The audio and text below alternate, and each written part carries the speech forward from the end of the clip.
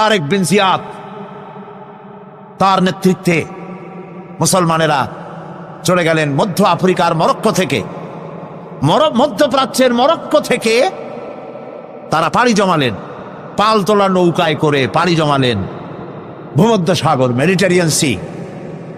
ভূমধ্য সাগর পাড়ি দিয়ে দিনের পর দিন বহু কষ্ট করে পরিশ্রম করে খেয়ে না খেয়ে জিব্রাল্টার প্রণালীর মধ্য দিয়ে স্পেনের তটরেখায় গিয়ে তারা ভিড়লেন। কুলে উঠে তারেক বিন জিয়াদ, উমাইয়াদের সেনাপতি, কুলে উঠে বললেন, আমার সাথীরা, যেসব জাহাজে এবার আমরা এলাম, জাহাজগুলি টেনে কুলে উঠাও। জাহাজগুলি কুলে উঠানো হলো। তিনি বললেন, এই জাহাজগুলিকে অগ্নিসংযোগ করো। জাহাজগুলি পোড়ায় দিল। আসছে কি মামু বাড়ি? বুঝেন না কথা? শ্বশুর বাড়ি? কোথায় আসছে? কাফেরদের দেশে এসছে, যেখানে মানবতার উপরে জুলম চলছে। সেই দেশে এসেছে ইনসাফ কায়েম করার জন্য, কোরআনের রাজ কায়েম করার জন্য। পোড়ায় দেওয়া সমস্ত জাহাজগুলি পুড়িয়ে দেওয়া হলো। এরপরে তিনি এক ঐতিহাসিক ভাষণ দিলেন, যা আরবি সাহিত্যে স্বর্ণাক্ষরে লেখা থাকবে কিয়ামত পর্যন্ত। তিনি বললেন, আইয়ুহাল ইখওয়ান, আল বাহরু মিন ওয়ারাইকুম ওয়াল আদুউ আমামাকুম ফাইনাল মাফার। হে আমার সাথীরা, পিছনে তোমাদের ক্ষুধার্ত সমুদ্র, আর সামনে রডারিকের দুর্ধর্ষ বাহিনী। কি করবা? জাহাজগুলো পুড়িয়ে দিয়েছি। সমুদ্রের মধ্যে কুমির হাঙ্গরের খোরাক হবে, না রডারিক বাহিনীর হাতে শেষ হয়ে যাবে? কোনটা করবে? বাড়ি ফেরবার কোনো রাস্তা নাই। সাথীরা বললেন, হে সেনাপতি, ইসলামের নামে আপনি আমাদেরকে যে হুকুম করবেন সমস্ত হুকুম মানার জন্য আমাদের জীবন এবং সম্পদ নিয়ে আপনার সামনে হাজির। সুবহানাল্লাহ, সুবহানাল্লাহ। ইসলাম কি বানাইছিল? তারেক বিন জিয়াদ লড়াই করলেন এবং অল্প দিনের ভিতরে এই লড়াইয়ে গোটা স্পেন দখল করে ফেললো মুসলমানেরা। আলহামদুলিল্লাহ, গোটা স্পেনে কারা এখন? মুসলমান। এসে কি করলো? মুসলমানেরা যে যুদ্ধ করে, এই যুদ্ধের নাম হচ্ছে জিহাদ। এটা ওয়ার নয়, এটা কিতাল নয়, এটা যুদ্ধ নয়, এটার নাম জিহাদ। মুসলমানেরা যে জিহাদ করে এজন্য নয় যে পরের দেশ দখল করে নিজের প্রভুত্ব কায়েম করা, এটা নয়, বরং জিহাদের মাধ্যমে দেশ দখল করে আল্লাহর খেলাফত কায়েম করা। পুরা স্পেন দখল করল। এবছর স্পেনে আমার দাওয়াত ছিল। মুসলমানদের পরাজয়ের পর মুসলমানেরা প্রায় 800 বছর রাজত্ব করেছে। 711 খ্রিস্টাব্দে এখানে তারেক বিন জিয়াদ ঢুকলেন স্পেনে, আর 1498 খ্রিস্টাব্দ পর্যন্ত রাজত্ব করেছে মুসলমানেরা, টানা 800 বছর। যেদিন পরাজয় হলো, তারপরে তাদের মসজিদগুলি বন্ধ করে দেওয়া হলো।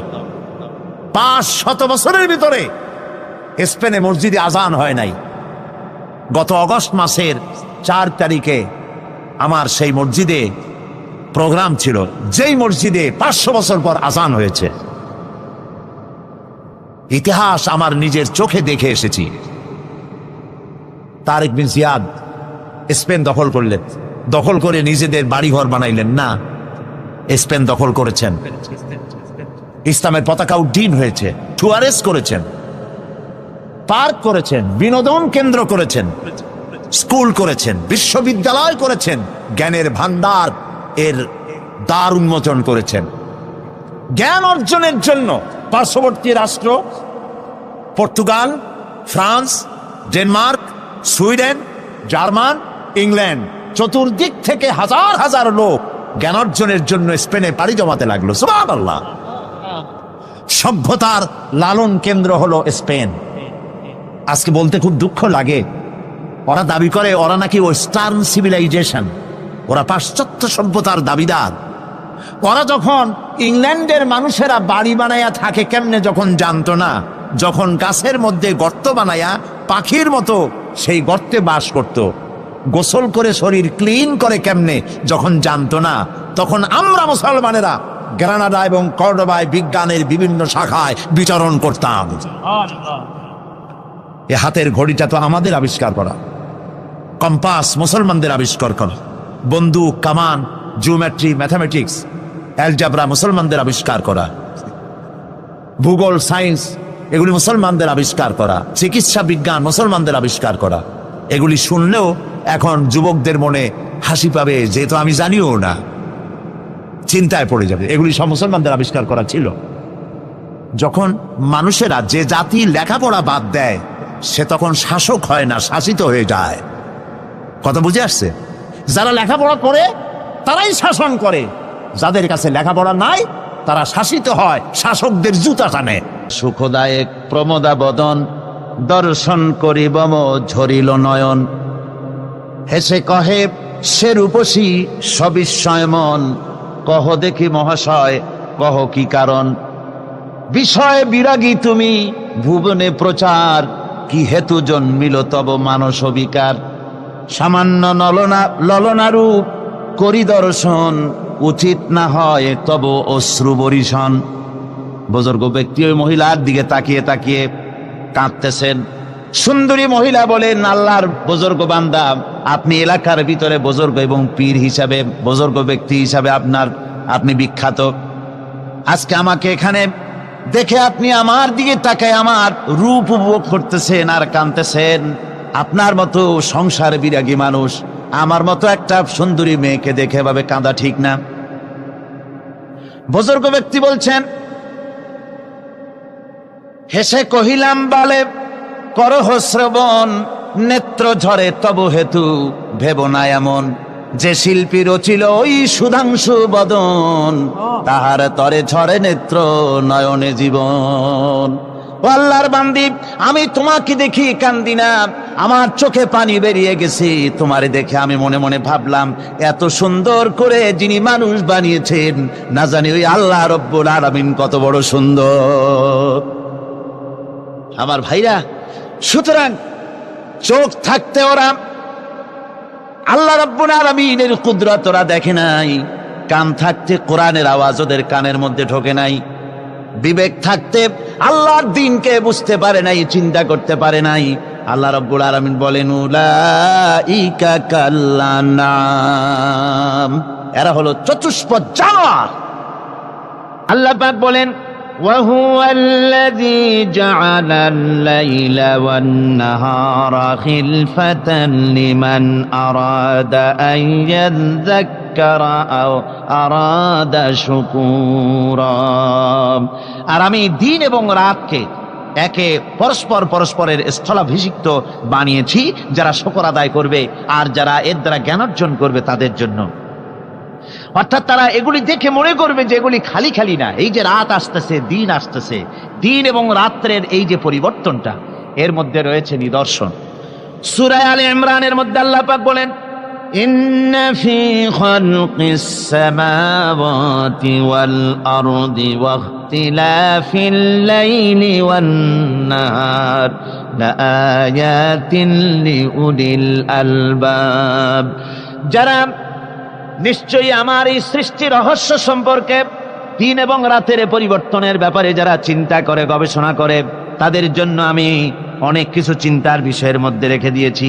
তারা এসব আমার সৃষ্টি নৈপুণ্যতা দেখে তারপরে তারা হতবাক, বিস্ময় বিমুখ হয়ে তারা বলে, এগুলি দেখে আর বলে, আল্লাযীনা ইয়াযকুরুনাল্লাহা কিয়ামান ওয়া কুউদান ওয়া আলা জুনুবিহিম ওয়া ইয়াতাফাক্কারুনা ফি খালকিস সামাওয়াতি ওয়াল আরদ। তারা বসা অবস্থায়, দাঁড়ানো অবস্থায় আমার প্রশংসা করে আর বলে, রব্বানা মা খালাকতা হাযা বাতিলান সুবহানাকা ফাকিনা আযাবান নার। আয় আল্লাহ পাক, তুমি কোনো কিছু খেল তামাশার বিষয়বস্তু করে তৈরি করো নাই, অতএব জাহান্নামের শাস্তি থেকে তুমি আমাকে রক্ষা করো। আল্লাহর নবী বলেছেন, আল্লাহর সৃষ্টি নৈপুণ্যতা সম্পর্কে যদি কোনো বান্দা 1 ঘন্টা চিন্তা করে, 1 ঘন্টা যদি গবেষণা করে, চিন্তা করে, রব্বুল আলামিন তার আমলনামায় 60 বছরের নফল ইবাদতের সওয়াব লিখে দেন। জোরে বলেন সুবহানাল্লাহ। আল্লাহ পাক এ সমস্ত কথা বলে এখন ওই ফর্মুলা বলতেছেন যে আসলে আমার বান্দা হওয়ার জন্য, খাঁটি বান্দা হওয়ার জন্য তার কয়েকটি বৈশিষ্ট্য থাকতে হবে। আল্লাহ পাক এখানে 8টি বৈশিষ্ট্য বর্ণনা করেছেন। আল্লাহর খাঁটি বান্দা হওয়ার জন্য বৈশিষ্ট্য কয়টা লাগবে? 8টি। বেহেশত কয়টা? বেহেশত কয়টি? আল্লাহ পাক বৈশিষ্ট্য বানিয়েছেন 8টি। এখানে 8টি বৈশিষ্ট্যের কথা বলা হয়েছে। মহান আল্লাহ রাব্বুল আলামিন বলেন, وعباد الرحمن الذين يمشون على الأرض هونا وإذا خاطبهم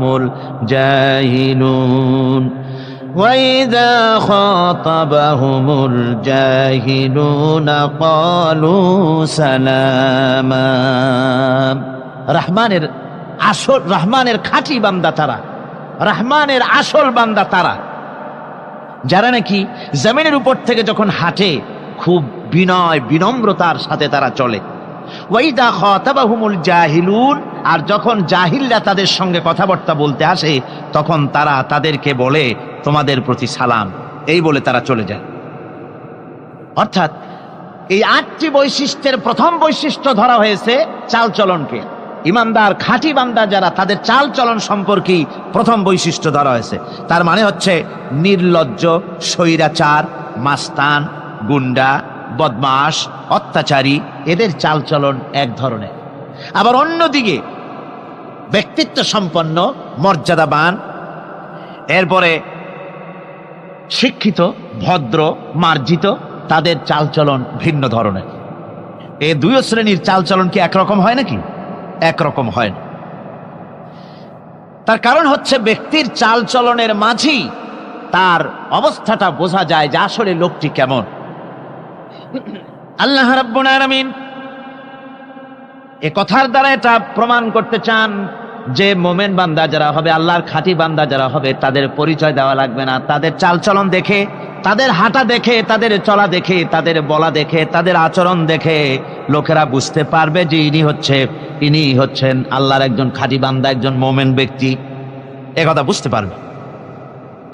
আর সে ব্যক্তি জমিনের উপরে চলবে খুবই বিনম্র ভাবে। কোরআনে কারিমে অন্য জায়গায় আল্লাহ রাব্বুল আলামিন বলেছেন, ওয়ালা তামশি ফিল আরদি মারহান ইন্নাকা লান তাখরিকাল আরদা ওয়া লান তাবলুগাল জিবালা তুলা।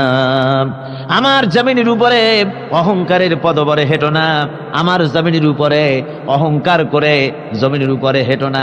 তুমি জমিনের উপরে অহংকার করে হেঁটে পদাঘাত দিয়ে আমার এই জমিনকে ফাটায় দিতে পারবে না। আর তুমি লাভ দিয়ে আমার আকাশে, আমার পাহাড়ের উচ্চতাও তুমি ছাড়িয়ে যেতে পারবে না। অহংকার করে কেউ কি পায়ের আঘাত দিয়ে জমিনটাকে ফাটায় দিতে পারে? কি বলেন, পারবে? আর অহংকার করে লাভ দিয়ে পাহাড়ের উচ্চতাও কি কেউ ছাড়িয়ে যেতে পারবে? পারবে না। সুতরাং অহংকার, মোমেন ব্যক্তি যারা, তারা অহংকার করতে পারে না। অহংকার মোমেনের স্বভাব নয়। অহংকার করতে পারে কেবলমাত্র আল্লাহ রাব্বুল আলামিন। অহংকার হচ্ছে আল্লাহ পাকের ইজার। অহংকার কে করতে পারেন? আল্লাহ পাক করতে পারেন। মানুষের অহংকার শোভা পায় না। মানুষ, তোমার আবার অহংকার কিসের? এক ফোঁটা নাপাক পানি দিয়ে যার জন্মের উৎস, এমন নাপাক পানি যা শরীর থেকে নির্গত হলে পরে গোসল করা ফরজ হয়ে যায়, এমন এক ফোঁটা নাপাক পানি যার জন্মের উৎস, তার অহংকার কিসের? অহংকার করবেন আল্লাহ রাব্বুল আলামিন। হাদিসে কুদসির ভিতরে এসেছে, আল্লাহ পাক বলেছেন, যে ব্যক্তি অহংকার করে সেজন্য আমার চাদর নিয়ে টানাটানি করে। জোরে কোন নাউযুবিল্লাহি মিন যালিক। সুতরাং মোমেন বান্দা যিনি হবেন, আল্লাহর খাঁটি বান্দা, রহমানের খাঁটি বান্দা, সে ব্যক্তি কখনো জমিনের উপর অহংকারের সাথে চলাফেরা করবে না, বরং তার চাল চলন হবে অত্যন্ত বিনম্র। আর কি? আর হলো জাহিলদের সঙ্গে সে কোনো বিতর্কে লিপ্ত হবে না। জাহিলরা গালাগালি দেবে, গালাগালির জবাবে সে গালাগালি দেবে না। জাহিলরা অত্যাচার করবে, অত্যাচারের জবাবে সে অত্যাচার করবে না, বরং তাদেরকে দেখলে, তারা অত্যাচার করতে আসলে, তারা গালাগালি দিলে তাদের জবাবে ইদফা বিল্লাতি হি আহসান, তাদের জবাবে তাদেরকে সালাম দিয়ে সেখান থেকে তারা কেটে পড়বে। সূরা কাসাসে অন্য জায়গায় আল্লাহ রাব্বুল আলামিন একথা আবার এভাবে বলতেছেন, ওয়াইজা সামিউল লাগবা আ'রাদু আনহু ওয়া ক্বালু লানা আ'মালুনা ওয়া লাকুম আ'মালুকুম সালামুন আলাইকুম লা নাবতাগিল জাহিলিন। আল্লাহ পাক বলছেন যে যখন মুমিনেরা পরস্পরের মুমিনদের সাথে জাহিলদের যখন দেখা সাক্ষাৎ হয়ে যায়, যখন ঝগড়ায় লিপ্ত হতে চায়, তখন মুমিনেরা যারা মুমিন বান্দা, আল্লাহর খাঁটি বান্দা, তারা বলবে যে তোমাদের আমলের প্রতিফল তোমরা পাবা, আমাদের কৃতকর্মের ফল আমরা পাবো, সুতরাং তোমাদের প্রতি সালাম, তোমাদের সাথে আমাদের কোনো সম্পর্ক নাই, ঝগড়াঝাটি না করে তারা ফিরে আসবে। আল্লাহ পাক এরপরে বলেন, والذين يبيتون لربهم سجدا وقياما। রহমানের খাঁটি বান্দা তারাই আরেকটি বৈশিষ্ট্য, তাদের এই 2 নম্বরের বৈশিষ্ট্য বার বলা হচ্ছে রহমানের আল্লাহর খাঁটি বান্দার 2 নম্বরের বৈশিষ্ট্য যেটা, সেটা হচ্ছে এই যে তারা রাত কাটায় তার রবের হুজুরে আল্লাহর দরবারে সেজদা দিয়ে দাঁড়িয়ে থেকে কান্দাকাটি করে তারা রাত গুজরান করে। জোরে বলেন সুবহানাল্লাহ। আর এর বিপরীত যারা, তারা রাত কাটায়, রাতের বেলা মদ, জুয়া, সিনেমা, গান বাজনা, অশ্লীলতা, নাটক, হাবিজাবি, গল্প গুজব করে তারা তাদের রাত কাটায়। আর যারা মোমেন বান্দা, আল্লাহর বান্দা, যারা খাঁটি বান্দা, তারা এই রাত তারা আল্লাহর ইবাদতের ভিতর থেকে কান্দাকাটির মধ্য দিয়ে দাঁড়িয়ে দাঁড়িয়ে অথবা সেজদার ভিতরে তারা তাদের রাত কাটিয়ে দেয়। কোরআনে কারীমে আল্লাহ রাব্বুল আলামিন একথা এভাবে বলেছেন, তাতাজাফা জুনুবুহুম আনিল মাদাজি'i ইয়াদউনা রাব্বাহুম খাওফান ওয়া তামআ। আমার মুমিন বান্দারা তাদের পার্শ্বদেশ এবং পৃষ্ঠদেশ বিছানার উপরে বেশি রাত থাকে না, তারা তাদের রবের প্রতি রবের ভয়, আল্লাহর ভয়, আশা পোষণ করে, আর তারা আল্লাহকে ভয় করে তারা বিছান থেকে নিজের পিঠকে আলাদা করে নিয়ে তারা রাতের বেলায় আমার কাছে কান্দে, আমার কাছে দোয়া করে, তারা কান্দে, ইবাদত করে। সূরা যারিয়াতের ভিতরে রব্বুল আলামিন বলতেছেন, কানু কালিলাম মিনাল লাইলি মা ইয়াহজাউনা ওয়া বিল আসহারি হুম ইস্তাগফিরুন। আমার এই মুমিন বান্দাগুলি, আমার খাঁটি বান্দা যারা, তারা সারা রাত ঘুমায় না, রাতের একটা অংশ মাত্র তারা ঘুমায়, সারা রাত ঘুমায় না, একটা অংশ তারা ঘুমায়, আর বাকি অংশটুকু শেষ রাত্রে তারা ওঠে আর আমার দরবারে তারা কান্দে, মাপ চায় আর কাঁদতে থাকে, চোখের পানি ফেলতে থাকে।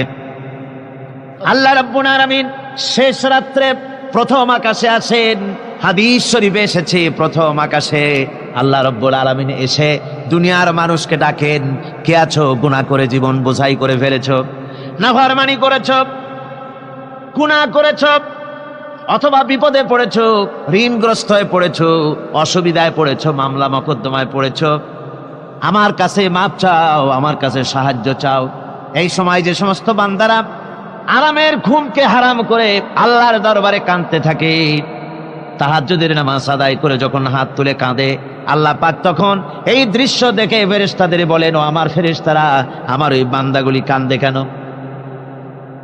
সমস্ত মানুষ যখন ঘুমানো, এই বান্দাগুলি কাঁদে কেন বলো? ফেরেশতারা বলে, আল্লাহ তুমি তো ভালো করে জানো। ফেরেশতারা বলে, আল্লাহ পাক বলবেন, তবুও তোমাদের মুখ থেকে শুনতে চাই। ফেরেশতারা তখন বলবে, রব্বুল আলামিন তোমার বান্দা গুনাহ করেছে, জাহান্নামের ভয়তে তোমার কাছে কাঁদতেছে, তোমার ভয়তে কাঁদে, জাহান্নামের ভয়তে কাঁদে। আল্লাহ জিজ্ঞেস করেন, ফেরেশতারা, ওরা যে আমার ভয়তে কাঁদে, ওরা কি আমারে দেখছে নাকি? ফেরেশতারা বলে, না খোদা তোমারে দেখে নাই। আল্লাহ পাক বলেন, ওরা আমার যে জাহান্নামের ভয়তে কাঁদে, ওই জাহান্নাম তারা দেখেছে নাকি? ফেরেশতারা বলে, না আল্লাহ, তোমার জাহান্নাম ওরা দেখে নাই, তোমার বেহেশত কিছুই দেখে নাই।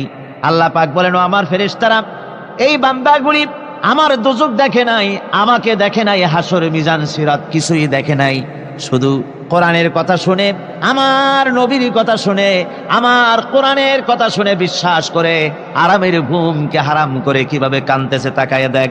আমার রহমতের দরিয়ায় জোশ মেরে গেছে, তোরা সাক্ষী থেকে যা, আমার ওই ক্রন্দনরত বান্দাগুলিকে আমি আল্লাহ মাফ করে দিলাম। আমার ভাইয়েরা, আল্লাহ পাক বলেন আম্মান হুয়া কানিতুন আনা আল-লাইলি সাজিদাও ওয়া কাইমান। আল্লাহ রাব্বুল আলামিন বলেন সিজদার ভিতরে আর দাঁড়ানোর ভিতরে আমার এই বান্দাগুলি আখেরাতে আমার সঙ্গে দেখা করা লাগবে এই ভয়েতে, জাহান্নামের ভয়েতে তারা কান্দে, এভাবে কাঁদতে থাকে। আর আল্লাহ পাক ওই সময় তাদের গুনাহ মাফ করতে থাকেন। কোরআনে কারীমের ভিতরে আল্লাহ পাক বলেন সারা রাত ঘুমাতে আল্লাহ নিষেধ করেছেন, সারা রাত যেন ঘুমায়ো না, পাইকারি দরে ঘুমায়ো না, একটু জাগো। ওয়াজকুর ইসমা রাব্বিকা বুকরাতাও ওয়া আসীলা। সকাল এবং সন্ধ্যায় তোমার প্রভুর, তোমার রবের জিকির করো, স্মরণ করো। ওয়া মিনাল লাইলি ফাসজুদ লাহু ওয়া সাব্বিহহু লাইলান তাওয়িলা।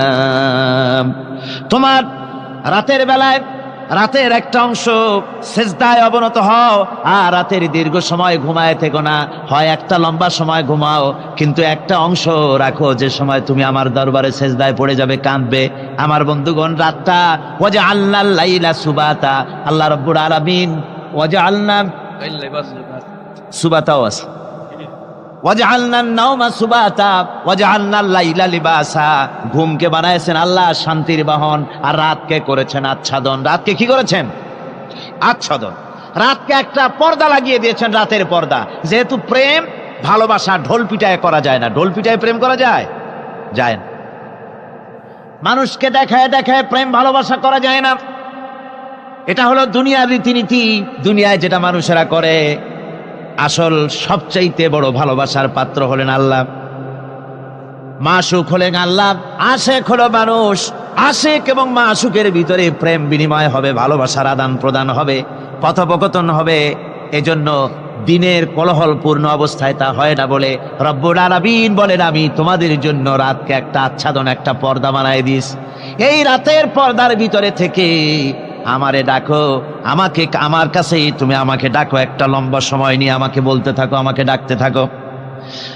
আল্লাহ পাক তার নবীকেও বলেছেন ইয়া আইয়ুহাল মুযাম্মিলু কুমিল লাইলা ইল্লা কালিলা। হে চাদর আচ্ছাদিত ব্যক্তি, রাত্রিকালে সালাতে দণ্ডায়মান থাকো, কিন্তু কম। সারা রাত জাগার দরকার নেই, একটা অংশ জাগো যখন তুমি আমার জন্য কাঁদবে, আমার জন্য সেজদায় পড়ে থাকবে। রাসূল পাক সাল্লাল্লাহু আলাইহি সাল্লাম তাহাজ্জুদের নামাজি সেজদায় পড়ে থাকতেন, রাতে ঘন্টার পর ঘন্টা চলে যেতেছে। হযরত আয়েশা বলেন আমি মনে করতাম সেজদায় এমন ভাবে রাসূল পড়েছেন আর ওঠেন না, আমার মনে হতো হুজুর বুঝি ইন্তেকাল করে গেছেন। আমি রাসূলের পায়ের আঙ্গুল ধরে আস্তে করে চাপ দিতাম, হুজুর তাতে একটু ব্যথা পেয়ে আঙ্গুল নাড়া দিতেন, তখন আমি মনে করতাম আল্লাহর নবী বিদায় হন নাই, বেঁচে আছেন। আবার কখনো দাঁড়িয়ে দাঁড়িয়ে নামাজের ভিতরে তেলাওয়াত করতে করতে রাত শেষ হয়ে যেত, আমার মনে হতো এই দাঁড়ানো থেকে হুজুর বুঝি আর রুকুতে যাবেন না। আবার যখন রুকুতে যেতেন মনে হতো এই রুকু থেকে আর বুঝি সেজদায় যাবেন না। আবার যখন সেজদায় যেতেন মনে হতো এই সেজদা থেকে রাসূল বুঝি আর উঠবেন না। সুবহানাল্লাহ বিহামদিহি। সাহাবায়ে কেরাম জিজ্ঞেস করতেন হে রাসূল, হযরত আয়েশা জিজ্ঞেস করে হে রাসূল আপনি এত কাঁদেন কেন, এত ইবাদত করেন, এত রাত জাগেন? হযরত আয়েশা বলেছেন আল্লাহ নবী দাঁড়িয়ে দাঁড়িয়ে তেলাওয়াত করতে করতে, দাঁড়িয়ে দাঁড়িয়ে নামাজ পড়তে পড়তে পাও মোবারক, কদম মোবারক এমন ভাবে ফুলে যেত সকাল বেলায় জুতার মধ্যে পাও ঢুকতো না। সুবহানাল্লাহ। এইভাবে রাসূল পাক কষ্ট করতেন। জিজ্ঞাসা করতে এত ইবাদত কেন করেন? আপনার তো আগের পিছের সমস্ত গুনাহ আল্লাহ মাফ করেছেন, কোনো গুনাহ আপনার নাই, তবু আল্লাহ বলে দিয়েছেন নবী আপনার আগের পিছের সব মাফ, তারপরেও এত কাঁদেন কেন? আল্লাহর নবী বলেছেন ও সাহাবীরাও আমার স্ত্রীরা শোনো, আমি কি আমার বান্দার, আমি আমার আল্লাহর শুকর গুজারকারী বান্দায় কি আমি পরিণত হব না? যে আল্লাহ আমাকে এত নিয়ামত দিয়েছেন, আমি কি সেই আল্লাহর শুকর গুজার হব না? রাসূলুল্লাহ এভাবে কাঁদতেন। সুতরাং প্রত্যেকটি মুসলমানকে রাতের বেলায় আল্লাহর দরবারে হাত তুলে কাঁদতে হবে, মোনাজাত করতে হবে, রব্বুল আলামিন যে গুনাহ করেছি, আমি যত গুনাহ করেছি, আমাকে তুমি নেয়ামত যা দিয়েছো এই নেয়ামত তুমি না দিলেও পারতে, তুমি দয়া করে দিয়েছো। এভাবে যদি মানুষ কান্দে, আল্লাহ এই অপরাধ করেছি, অপরাধের কথা যদি স্মরণ করে আর কাঁদতে থাকে, আল্লাহ রব্বুল আলামিনের রহমত তার উপরে তখন পড়তে থাকে।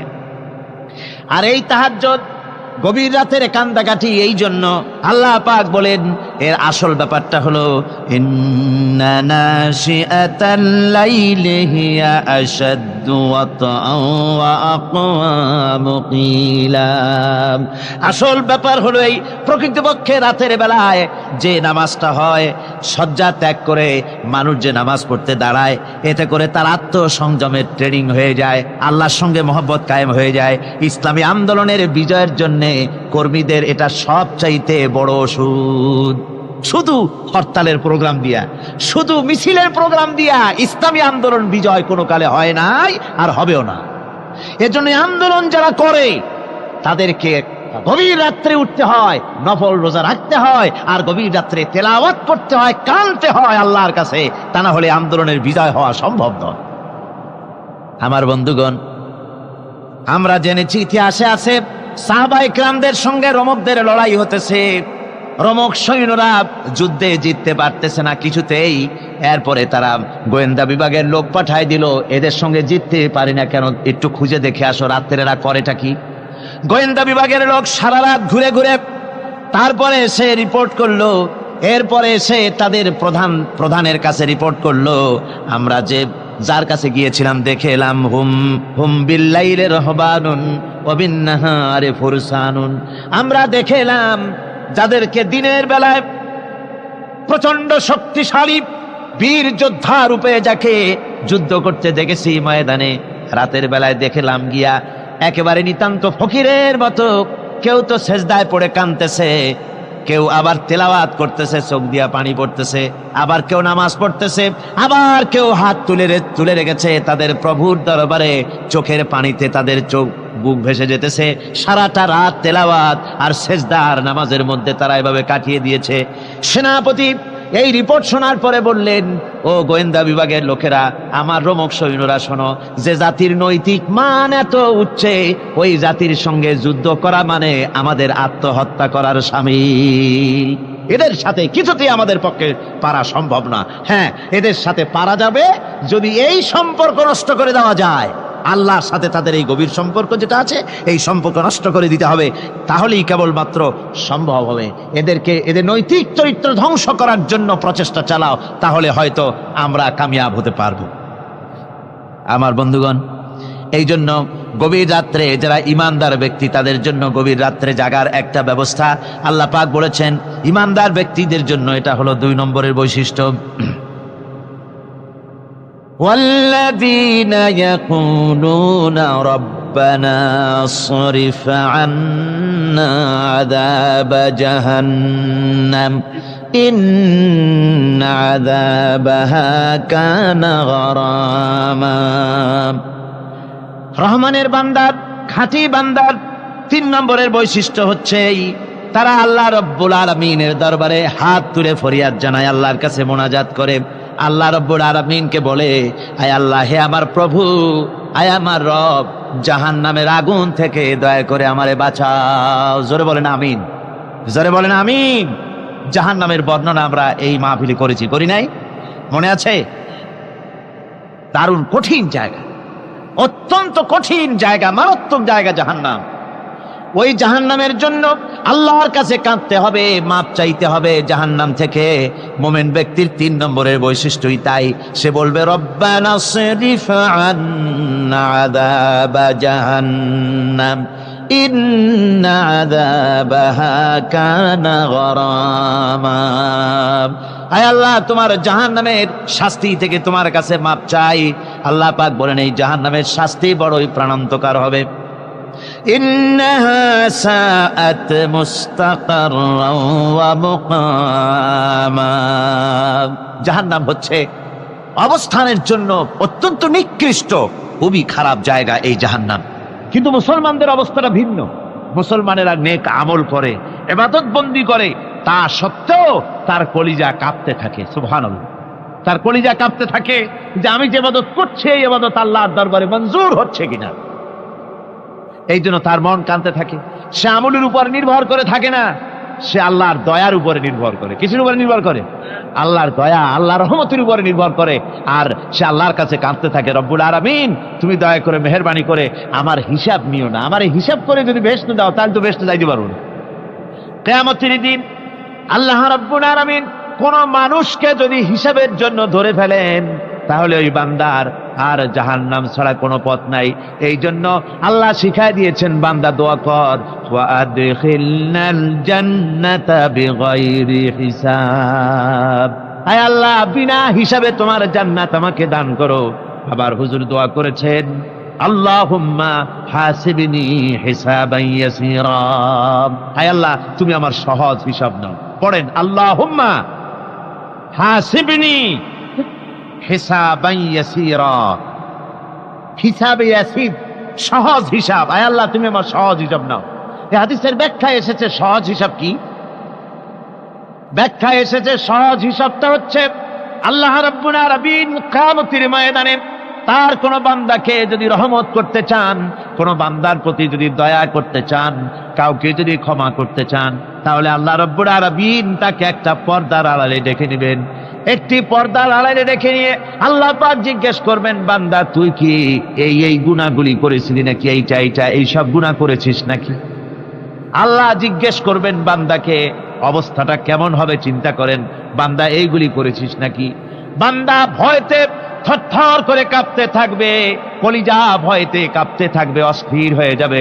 সে স্বীকার করবে, রব্বুল আলামিন তুমি যা বলেছো আমি এ সব অন্যায় আমার দ্বারা হয়েছে, আমি বুঝতে পারি নাই, আমাকে মাফ করে দাও।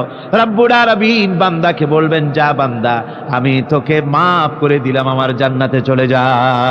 সুবহানাল্লাহ ওয়া বিহামদিহি, সুবহানাল্লাহ ওয়া বিহামদিহি।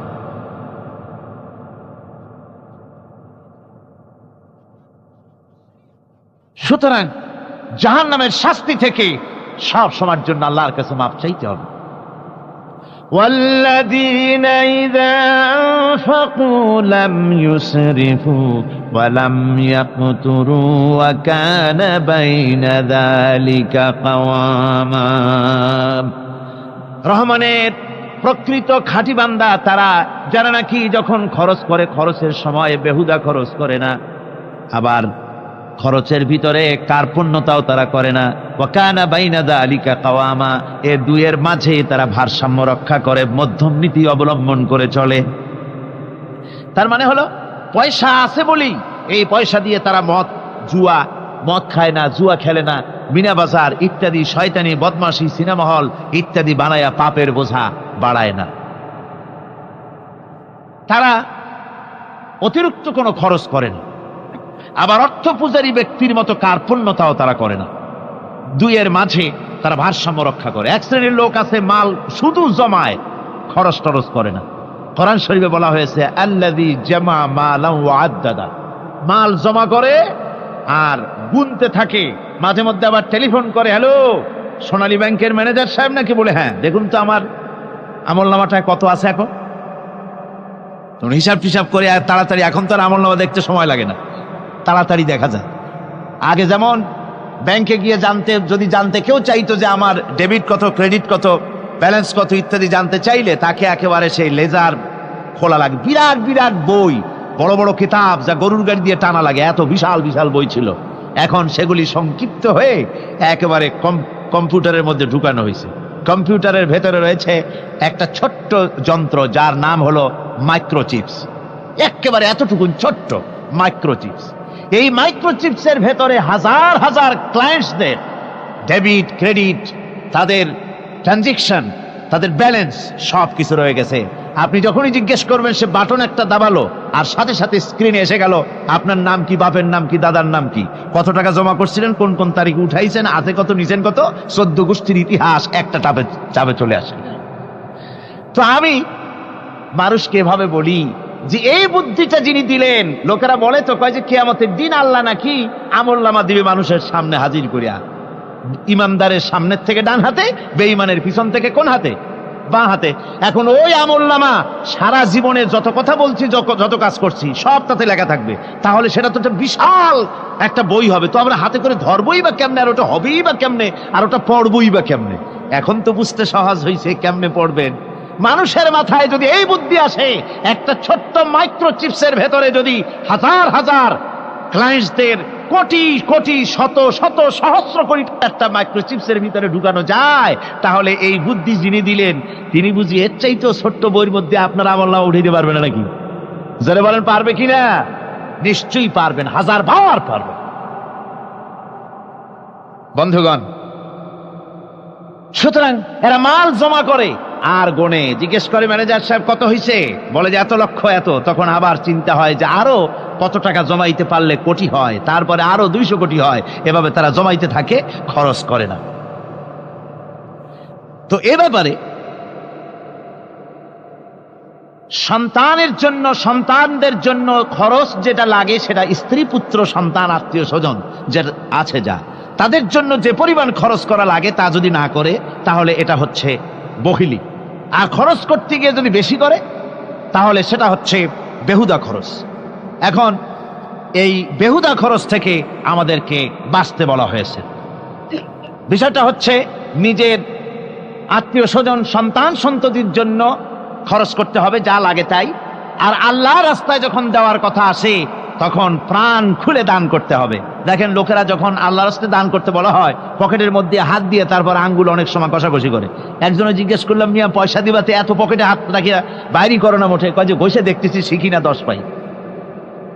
তাহলে এইভাবে আল্লাহর রাস্তায় দেওয়ার সময় এই যে কার্পণ্যতা, এই কার্পণ্যতা মানুষকে তাকে শেষ করে দেয়, তার ঈমানকে নষ্ট করে দেয়।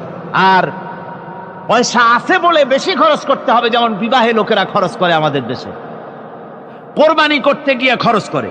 হ্যাঁ, কোরবানি করবেন, আপনি ভালো একটা কোরবানি করবেন, আপনার পয়সা যেমন আছেন তেমন, কিন্তু 50,000 টাকা দাম দিয়ে একটা গরু কিনা সেই গরুর গলায় মালা দিয়া এরপরে সারা শহরে প্রদর্শনী করতে হবে, এর কোনো যুক্তি নাই।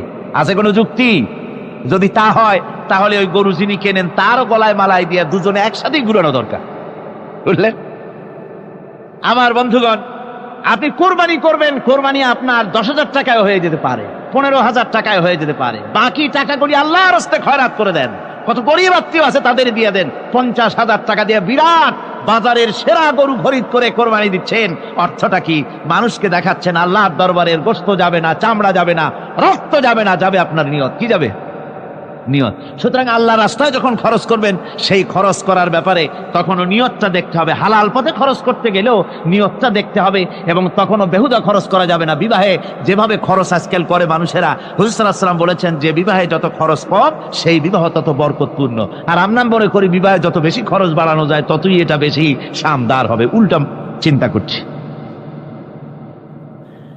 আল্লাহ রাব্বুল আলামিন এরপরে বলছেন, والذين لا يدعون مع الله إلها آخر ولا يقتلون النفس التي حرم الله إلا بالحق ولا يزنون ومن يفعل ذلك يلقى أثاما। আর রহমানের খাঁটি বান্দা যারা, তাদের 5 নম্বরের বৈশিষ্ট্য হচ্ছে এই যে তারা আল্লাহর সাথে, আল্লাহকে বাদ দিয়ে অন্য কাউকে ইলাহ বলে, মাবুদ বলে ডাকে না। এ ব্যাপারেও ব্যাখ্যা আমরা এই মাহফিলে দিয়েছি, মনে আছেন আপনাদের? আল্লাহ ছাড়া অন্য কাউকে ইলাহ বলে ডাকা যাবে না। ওয়ালা ইয়াকতুলুনান নাফসাল্লাতী হারামাল্লাহু ইল্লা বিল হক। আর আল্লাহ যে সমস্ত প্রাণকে, আর ওই লোকেরা যারা নাকি আল্লাহ ছাড়া, ইমান রহমানের বান্দা যারা, তারা একদিকে তো আল্লাহ ছাড়া অন্য কাউকে ডাকে না, মাবুদ বলে স্বীকার করে না, অন্যদিকে আল্লাহর হারাম করা প্রাণগুলিকে তারা ধ্বংস করে না। অর্থাৎ আল্লাহ যাদেরকে হত্যা করতে নিষেধ করেছেন, প্রাণীদেরকে হত্যা করতে, মানুষ হত্যা করতে নিষেধ করেছেন, আল্লাহর নিষেধ, আল্লাহ যেগুলি জায়েজ করেছেন সেগুলি বাদ দিয়ে হত্যা করা, এগুলি তারা করে না। ওয়ালা ইয়াজনুন, আর তারা জেনা ব্যভিচারেও লিপ্ত হয় না। এটা হচ্ছে যে এই সমস্ত লোকগুলি তারা গুনাহ থেকে মুক্ত থাকতে চেষ্টা করে। তারা আল্লাহ ছাড়া আর কাউকে রব বলে ডাকে না, ইলাহ বলে ডাকে না, মাবুদ বলে ডাকে না। হযরত ইবনে মাসউদ রাদিয়াল্লাহু তাআলা আনহু বলেছেন, তিনি রাসূল পাক সাল্লাল্লাহু আলাইহি ওয়াসাল্লামের কাছে জিজ্ঞেস করেছিলেন, হে রাসূল, সবচাইতে বড় গুনাহ কি? হুজুর বলেছেন সবচাইতে বড় গুনাহ 3টা। সবচেয়ে বড় গুণটা কয়টা? রাসূল পাক সাল্লাল্লাহু আলাইহি ওয়াসাল্লাম বলেছেন সবচাইতে বড় গুনাহ হচ্ছে তিনটি। একটি হচ্ছে তুমি যদি কাউকে আল্লাহর সমতুল্য প্রতিদ্বন্দ্বী বানিয়ে যদি তার কাছে কিছু চাও, তাহলে এটা সবচাইতে বড় গুনাহ। সন্তান দিতে পারেন আল্লাহ, তোমাকে রোগমুক্ত করতে পারেন আল্লাহ, আল্লাহ যা করতে পারেন এই সব বিষয়গুলি যদি মানুষের কাছে চাও, তাহলে তুমি আল্লাহর জায়গায় তাকে বসালে এটা সবচেয়ে বড় গুনাহ। আর 2 নম্বরের গুনাহ হচ্ছে নিজের সন্তান তোমার খাবার খাবে, তোমার খাবারে সন্তান ভাগ বসাবে, এই ভয়তে সন্তানকে হত্যা করা, এটাও বিরাট পাপ।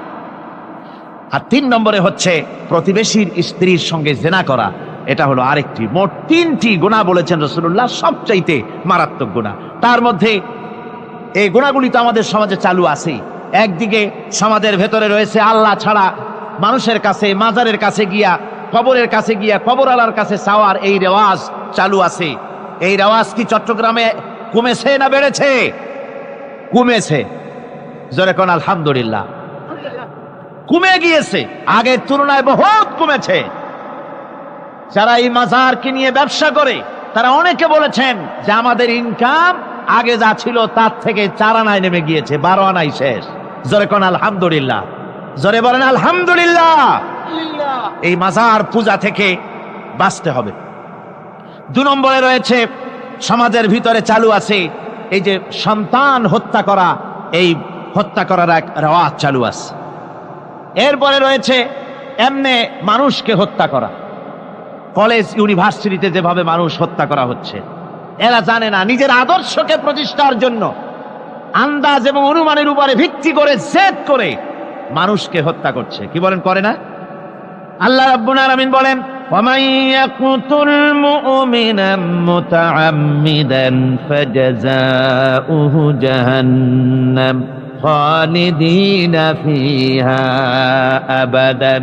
আল্লাহ রাব্বুল আলামিন বলেন মুমিন বান্দা কি কেউ যদি ইচ্ছে করে কাউকে হত্যা করে তাহলে তার জায়গা হবে জাহান্নাম, তার আর কোনো শাস্তি নাই, একমাত্র জাহান্নামই হবে তার শাস্তি, চিরকাল জাহান্নামের ভিতরে থাকতে হবে। জোরে বলেন নাউজুবিল্লাহ। আজকে কলেজের মধ্যে, ইউনিভার্সিটিতে অনবরত আমরা হত্যাকাণ্ডের খবর শুনতে পাচ্ছি, সমানে হত্যা হচ্ছে। এই যে সন্ত্রাস এবং হত্যা যা হচ্ছে কলেজ ইউনিভার্সিটিতে, আপনারা আমাকে বলেন অনুরূপ হারে মাদ্রাসায় এই ধরনের সন্ত্রাস হচ্ছে? এত আস্তে জবাব দিলেন তাহলে বোধহয় হচ্ছে দেশে। মাদ্রাসায় সন্ত্রাসের কারণে, কোন টাইটেল মাদ্রাসা, ফাজেল মাদ্রাসা সন্ত্রাসের কারণে বন্ধ হয়েছে এমন কোন নজির আপনারা পেয়েছেন? পান নাই। কেন পান নাই? কলেজ বন্ধ হচ্ছে, ইউনিভার্সিটি বন্ধ হচ্ছে সন্ত্রাসের কারণে, মাদ্রাসা বন্ধ হয় না কেন? তার কারণ হচ্ছে কলেজ ইউনিভার্সিটিতে কোরআন পড়ানো হয় না, হাদিস পড়ানো হয় না, তাই তারা হত্যা করলে কি পাপ হয় তাও জানে না। হত্যা পাপ, হত্যার পাপ তো দূরের কথা, মানুষ কোরআন শুনতে আসে, কোরআন শুনতে আসাটাও তাদের বরদাস্ত হয় না। আমি জানতে পারলাম, এ মাহফিল আসার সময় জানতে পেরেছি, চট্টগ্রাম বিশ্ববিদ্যালয়ের কাছে থেকে শ্রোতৃমণ্ডলী, মাহফিলের শ্রোতারা বাসে যখন আসতেছিল, সেখানকার কিছু সংখ্যক ছেলেরা ইট পাটকেল মেরেছে বাসের উপরে, বহুত লোক সেখানে আহত তারা করেছে। নাউজুবিল্লাহি মিন যালিক। কি শিক্ষা দেওয়া হচ্ছে সেখানে? কিন্তু মাদ্রাসায় তো হচ্ছে না। কেন হয় না? তার কারণ হচ্ছে মাদ্রাসাগুলিতে কোরআনে কারীম পড়ানো হয়, রাসূলুল্লাহর হাদিস পড়ানো হয়, সেখানে জানানো হয়, এই কথাগুলি পড়ানো হয়। যদি কেউ কাউকে হত্যা করে জাহান্নাম ছাড়া কোনো জায়গা থাকবে না, চিরকাল জাহান্নামে থাকতে হবে, এই ভয়তে ওরা হত্যার ভিতরে যায় না। এই জীবন জীবন নয়, পরকাল আছে, কিয়ামতের দিন আল্লাহর দরবারে দাঁড়ায়া জীবনের সবকিছুর হিসাব দিতে হবে। এই জন্য তারা এসব জানে বলে, এসব তাদের রক্তে মাংসের ভিতরে ঢুকানো আছে বলে তারা চুরি ডাকাতি জেনা ব্যভিচার হত্যার দিকে তত যায় না যত এরা যায়। ঠিক কিনা বলে? কলেজ ইউনিভার্সিটিতে আজকে কোরআন শরীফ পড়ানো হয় না। মাদ্রাসা এবং মসজিদে, মাদ্রাসাগুলিতে যে কারণে সন্ত্রাস হয় না, ওই কারণটা যদি কলেজ ইউনিভার্সিটিতে ঢুকানো যায় তাহলে সন্ত্রাস বন্ধ হতে পারে। ঠিক কিনা কর? আমার ভাইরা, আজ বাংলাদেশে যে কয়টা ইউনিভার্সিটি আর যতগুলি কলেজ আছে, এদেশের সাধারণ মানুষের রক্তার্জিত পয়সা দিয়েই এই কলেজ ইউনিভার্সিটি চালানো হয়, কিন্তু সেখানে কোরআন শরীফের তাফসীর পড়ানো হয় না, হাদিস শরীফ পড়ানো হয় না, হয় সব পড়ানো হয়, কিন্তু কোরআনে কারীমের তাফসীর পড়ানো হয় না, হাদিস শরীফ পড়ানো হয় না। যদি ওই কলেজ ইউনিভার্সিটির ছাত্রগুলিকে কোরআন শরীফ পড়ানো হতো, কোরআনের তাফসীর পড়ানো হতো, কলেজ ইউনিভার্সিটিতে হাদিস শরীফ যদি পড়ানো হতো, ইসলামের অর্থনীতি সমাজনীতি যদি পড়ানো হতো, তাহলে কলেজ আর ইউনিভার্সিটি গোটা জাতিকে মাস্তান আর গুন্ডা উপহার দিত না, খালিদ বিন ওলীদের মতো মুজাহিদ উপহার দিত। জোরে বলেন সুবহানাল্লাহ। আজকে গোটা জাতির চিন্তা চেতনা ধারণার বহির্ভূত সেখান থেকে সন্তান আমরা পাচ্ছি। আজকে সেখানে ছেলে পাঠাচ্ছে বাপ, ছেলে পাঠাচ্ছে, ছেলে লেখাপড়া করে সেখান থেকে ভালোভাবে পাশ করে আসবে, চাকরি বাকরি করবে, মা বাপের সুখের কারণ হবে। কিন্তু দেখা যায় কিছুদিন পর সেখান থেকে চলে আসে সন্তান লাশ হয়ে বাপের ঘরে ফিরে এলো। কি শিক্ষা হচ্ছে?